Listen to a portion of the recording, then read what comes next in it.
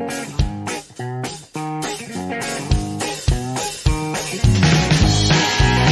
and welcome to another episode of Gumbo Live. Here's your host, BJ from Board Game Gumbo.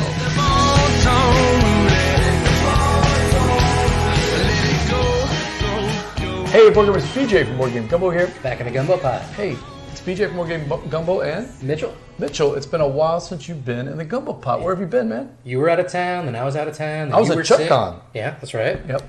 I went to the beach, and then you were sick or something coming back from... I may have ripped a fingernail off of my thing and 3 layers of skin. Yeah, wasn't fun. So, but it was an 18-wheeler and some nuns that were driving, and the 18-wheeler flipped over, and me and my pet monkey, we had to go save... You can never believe a word out of this guy's mouth. We had to save the orphanage.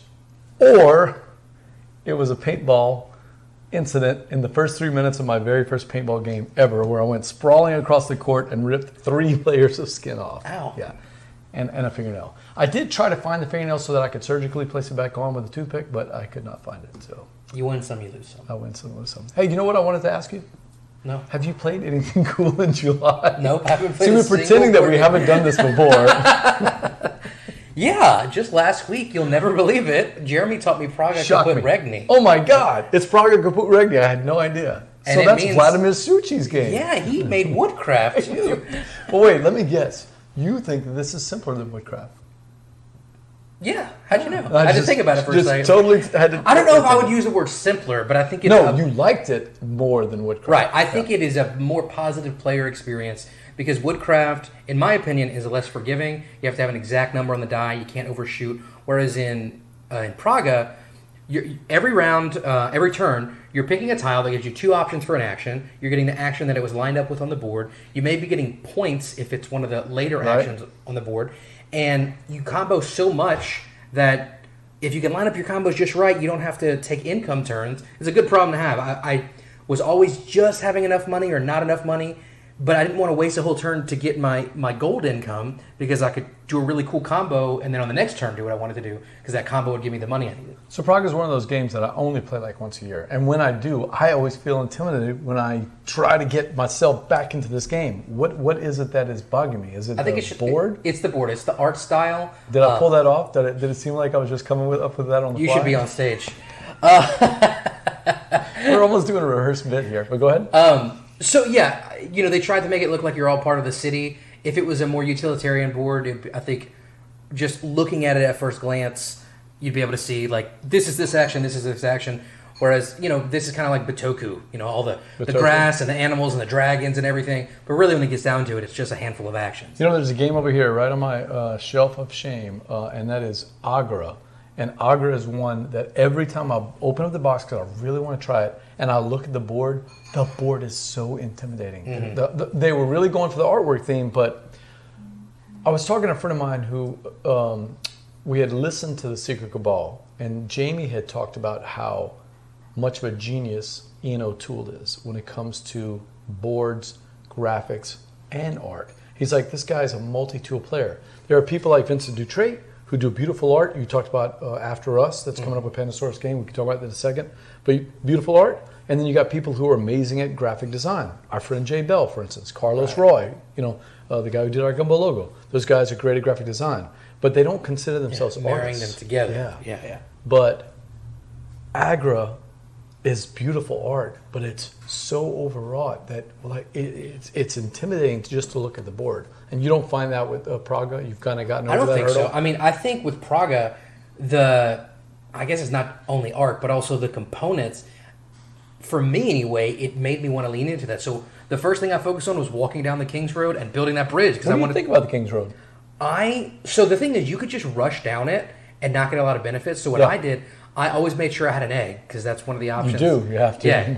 And so I did every one of those double actions all the way down to King's Road. So it took me a little bit longer, and then at the end I got to start crossing the bridge. Right. Then also the castle. Isn't that satisfying though when you actually do? And you put the planks down on the bridge. You actually put the. It's like you're being in the woods and you came up this covered bridge. I mean this bridge that you want to put planks down. And then also moving up that castle, which was harder to do than I thought. I didn't do that as much as I wanted.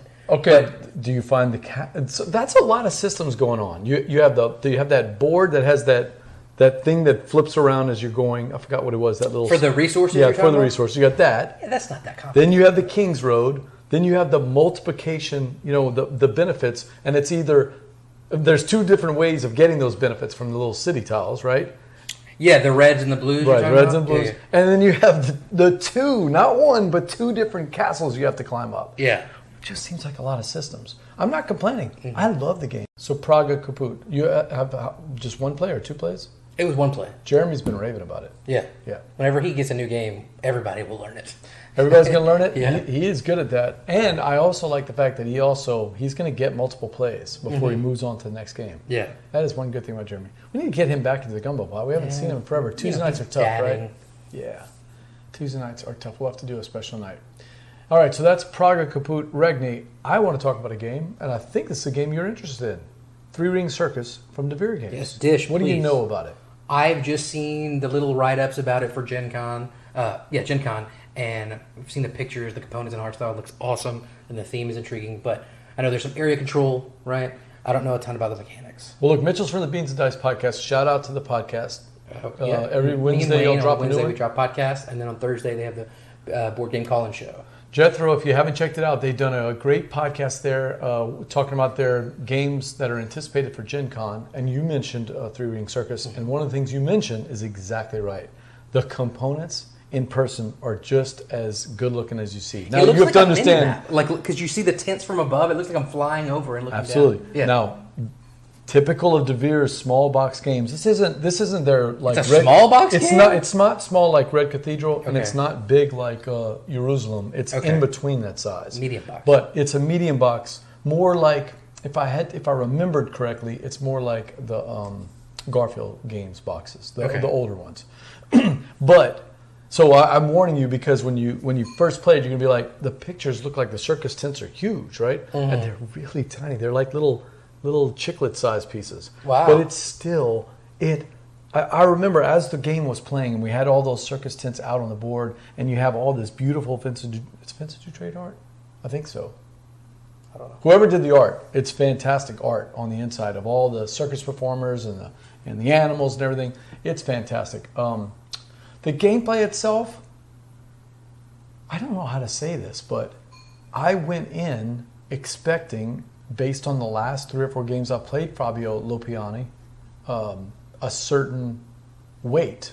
Like Autobahn was just too crunchy for me. You know, I love crunchy games, but This one was lighter than you expected? 10 o'clock at night, me and Evan trying to learn it, and Rob shouting us instructions while he's playing Marrakesh at the same time. Oh, God. He's teaching Marrakesh and Autobahn, a very crunchy 3.5 euro, and it was just, we just never got through all the systems. And I was expecting that. I've played other Lopiani games that are pretty crunchy. No, this was more like Ragusa, if you've played Ragusa. I've not. Okay. It's more like that. This is not a light game by any means. This is a Okay. midweight. This is your typical midweight Euro that took us a little bit. It probably took us an hour and a half or 2 hours, but that's because we were this is a friend con. How many players? 4 players. Okay. It's a friend con. 3 of us were new. We're literally talking and laughing the whole Hanging time. out, yeah. If Mitchell and BJ played it, we would knock that sucker out in right after. Because we're not friends. We're not. Yeah, we are. No, but you and I don't play around. You and I don't play around when we play. We're like, we're going to get to the next thing. So, Ring Circus. So lighter than I expected, which is not a bad thing at all. That is not a complaint. I am happy playing that. It's got area control. Sorry. He's dying over here. Don't worry about it.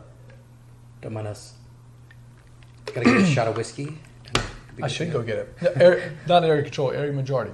Okay, I'm right. So you are trying to get area majority for the scoring. Not my favorite mechanic, but I love the way they do it in here. This is really cool because so one of the things I don't like about area majority is I'm going to be the first to get here and then I got to put people in here and do that. And that's part of it. But the second part of it is building up your tableau to score higher in that same little area. So I'm just going to keep coming back and building up and trying to get a better and better circus performance there. I also like the way the economy is. It's very thematic. So let's say we're going into New Iberia and we're going to do a circus show.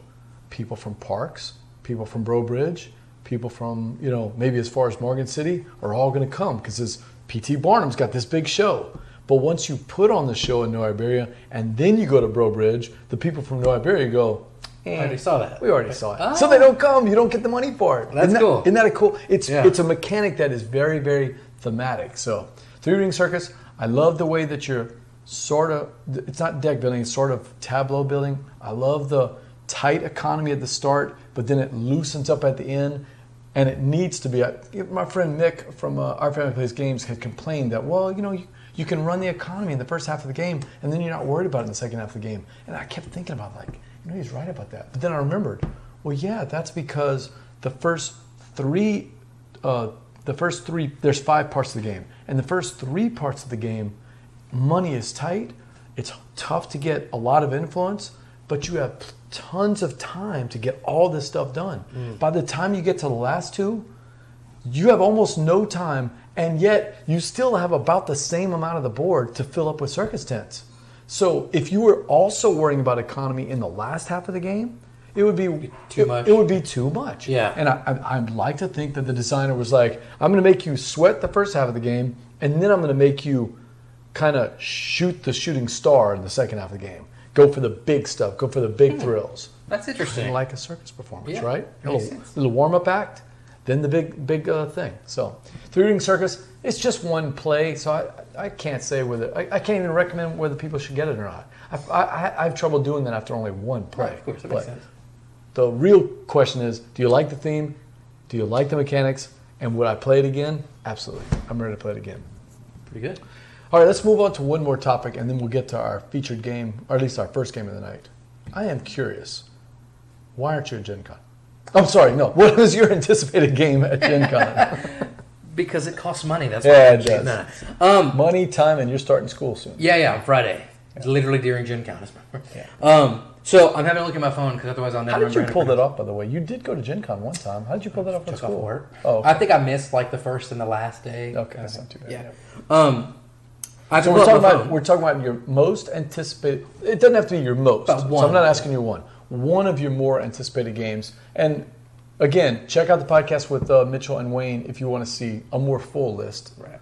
So this is not on that list. So this is extra. That's content. what I want to hear. Yeah. Yeah. So I'm having to look at my phone because I will not be able to remember how to pronounce this. I was watching in our Discord, Acadiana Board Gamers. By the way, if you're around, you should get into that. Let us know. Logan Lanou started a Discord. And it's really nice. Hey, anybody available to play games? You don't have to text 50 different people. Anyway, we were just talking today about the Dice Tower Summer Spectacular and how they do the the hour-long videos from publishers every year. I know. Some of them are just hi, we are going to have this game. Right. But they have a whole bit with it, and they're interviewing their different games. It's cool. And they did callbacks to last year's video with the hands. Exactly. They're she is funny. And she knows she's funny, right?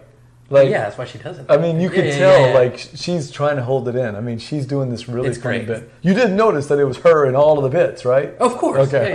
Yeah. She had so many costume changes. If you haven't seen it, check it out. It's funny. Skip right to the Rebel part and enjoy the goodness. Yeah, they have timestamps in the description. So anyway, one that piqued my interest was Kutná, Hora, the City of Silver. Oh, I'm going to smell some more. Yeah. I like it. Very Euro-y, but the thing they kind of highlighted, which I thought was really cool, is this thing called re-wood. It's basically recycled wood, but it behaves kind of like plastic. So she specifically said you can have more detail than in regular wooden components, but it'd be more environmentally friendly because it's only 20% plastic or something like that. So they look cool. They look like they have a nice feel to them, and I don't know. Just the game looks like it has some cool components and mechanisms. They have these sliders that move back and forth for tracking, I guess, resources. It's like BJ said, a smelting game, but that one just kind of piqued my interest. Do you know anything more about it? Well, I'm embarrassed. I wish I had known you were doing that one tonight because I did a whole write-up for the Geek All-Stars. Check out the Geek All-Stars. It's a 3-hour podcast where we went through tons of games. We did we each did a top 11 games to demo. Wow. And then another top 11 games to buy. And then honorable mentions for both of those. It's 3 hours of tons of goodness. If you like long podcasts, Chris, Dice Hate Me, and Dan from the Geek All-Stars and myself, we really dove into it. It was one of the ones that I had in my top 11. Mm-hmm. Number one, the theme seemed pretty cool. Yes, it's another European city that we're doing it. But that never bothers me because I love those things. But number two, it's that the smelting of the ore, and also Steve, the name father, and I always talk about beige is the rage, right? I mean, Toledo, the board is big giant swash of beige. There's no beige in that one at all. So it's black. Big and silver. Yeah, it's all this silver splashes everywhere. So kind of a cool theme. How do you pronounce it again? I can't even remember. Kutná Hora. So that one does look pretty cool. I like the idea that it's got this repurposed wood. A lot of the companies are doing this. Like Jamie Stegmaier, our mutual friend, Jamie's company, everything I'm getting from him has all those these cool bags. bags. Yeah. It also came in the new viticulture Tuscany. There's a new Tuscany? The Tuscany Essential Edition. Oh, that's not new. No, it's a reprint of it? the reprint is what I mean. Gotcha. It also has all those little environmental friendly bags. You can't see what's inside them, by the way. That's the tapestry expansions have been using stuff like that as well, like cardboard, not cardboard, but recycled kind of like paper instead of plastic. I'd like to find out. I'm sure it's somewhere on his blog because he basically tells you everything. Most transparent business owner ever. He is. What are those bags made out of? I would just be curious. They feel kind of cool. I don't like that they're not totally transparent. Yeah, it's hard to see what's inside. But I mean, it's not that bad. Yeah, it's not the end of the world. All right, so I have a game for you. And I didn't tell you what it was before because I wanted to get your reaction. Because I don't think you knew about this. And by the way, shout out to Wayne. Hey, Wayne, bgg.com. Click on the front link, and you'll find out all the games coming out at Gen Con. And you can filter them by demo or to buy. Great podcast. I'm just picking on you, Wayne. But how about this? From designer Keith Piggott, who I've played a couple of his games before, River and Gold. It is a game set in the Legends of the Five Rings. Are you familiar with that one at all? The game? No. Legends of the Five Rings? Oh, I thought you were a fan of Legends of the Five Rings. No. Oh. Sorry to womp womp. Dang it! Oh, edit it out. That was a fail. Sorry about that. I thought you actually played Legends of the Five Rings. No. Okay, well, that's a game that I've never played, but a lot of people like. And this is in that universe. It's a 1 hour playing time, super quick turns, lots of player interaction, and it was just announced today. River of Gold is going to be demoable in the Asmodee area, so go check that out if you're just like Mitchell and a huge fan of Legends of the Five Rings. Dang it, I thought you were Legends of the Five Rings. But okay, I'll Legends of the One Ring, you would be better. Yes. all over it. Yeah. One caveat, though, I'm changing topic a little bit, but I think it was was it a blog post you made about the Castles by the Sea? It looks really cool, the Sand Castles game. I had it in the blog post, and I also talked on the Geek All-Stars. So we're making sandcastles, and we have to keep them up before the water. Dude, that is so cool. Like literally, I was at the beach last week, and it just made me think back to that family. None of us have ever designed a game about that, even though we've been on the beach a million times here in the South, right? Yep. What a cool theme. It's really cool. I don't know if the components. I'll shout out to another one. Did you guys talk about this one? You may have. The World Wonders from Arcane Wonders. No, y'all talked about the other game from Arcane Wonders, I think. Foundations of Rome's new Foundations of Metropolis or something like that. So their other one that they announced is I just forgot. What did I tell you?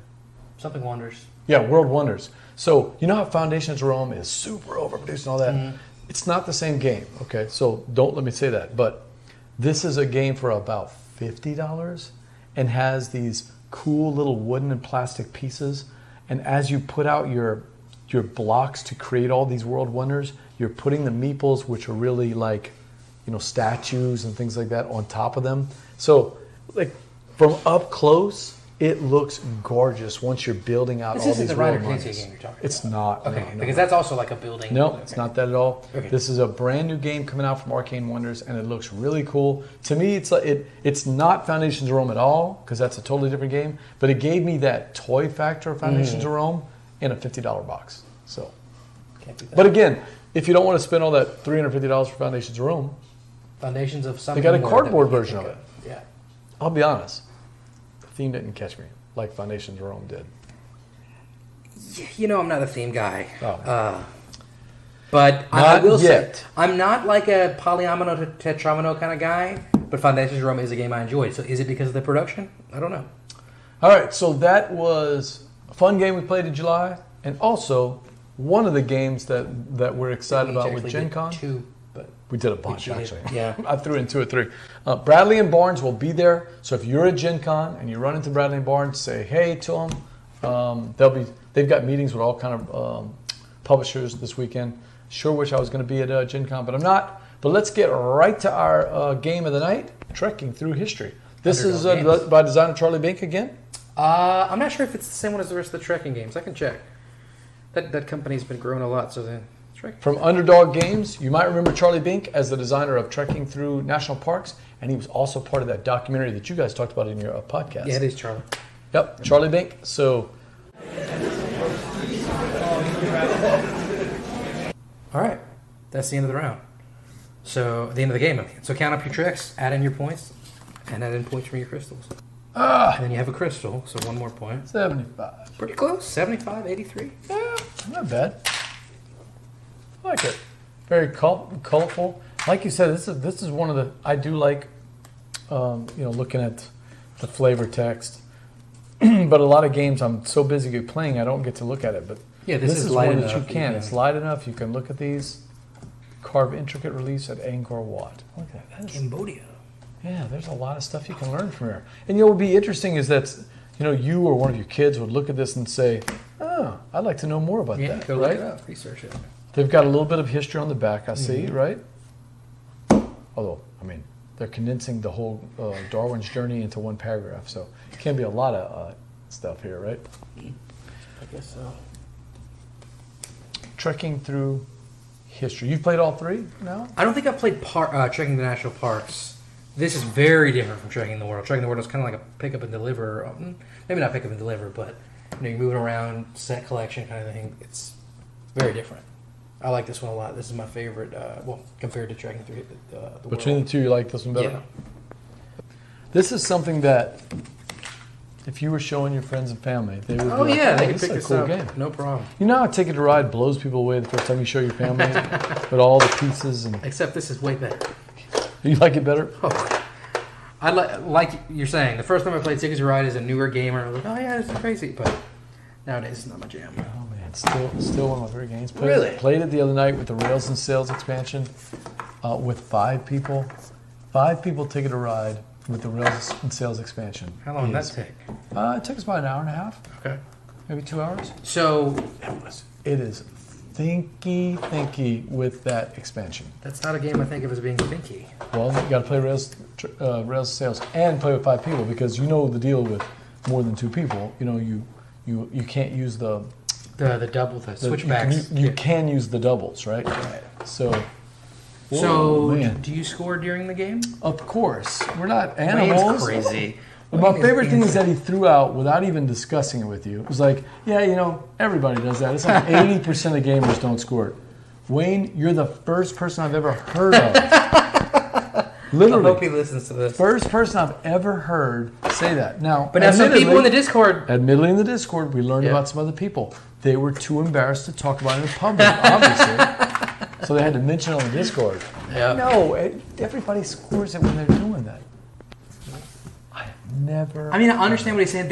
You always have to audit because you forget sometimes or you calculate it incorrectly. And I love that about that game that you can audit it. In a 5-person game of Ticket to Ride, you have plenty of time to audit. It gives you something to do in your turn, right? Yeah. So the Rails and Sails, there's so many cards that you're going to be getting, and it's so tricky in trying to get this. There's a way to multiply your points by playing ports, I think it's called. But to play the ports, you have to have a certain types of cards collected. So it's one more level of thinking on there. So I enjoyed it. Rails and Sails. My son and his girlfriend love Ticket to Ride. It's their favorite game to play together. So plus there's so many other you could play the other maps. All the other maps add stuff. They turn it into a little deeper game. I have the base. I think I have Europe, maybe. Yep, Europe is cool because you got the little towers, that help you go back and get connections that somebody blocked you out on. So that's pretty cool. The Japanese one has the monorails, which is fun. Oh, that's cool. Can't beat that one. Italy is one of my is really pretty cool. It's pretty thinky, so I like that one. There's a lot of bonuses that you can try to get. So I like any of the ones that do that. All right, Mitchell. So that is Trekking Through History from Underdog Games? Yeah, Underdog Games. And some chat about Ticket to Ride that's completely unrelated to this. Yeah, we'll fix all that in post. Till next time. For Mitchell from the Beats Dice, it's BJ from Game Gumbo. Laissez, temps, rouler.